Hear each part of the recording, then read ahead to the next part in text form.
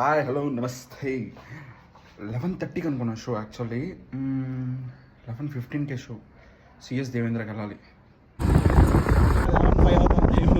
11:15 అయిపోయింది show time అయిపోయింది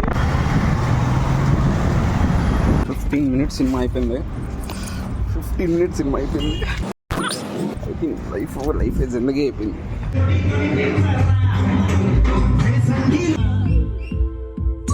అమ్మ అన్నాడండి మొత్తం మర్చిపోయాను.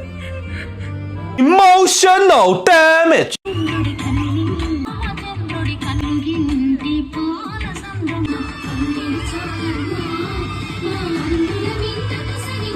సినిమా అద్దరిపోయింది అవును ఇది రీ రిలీజ్ కదా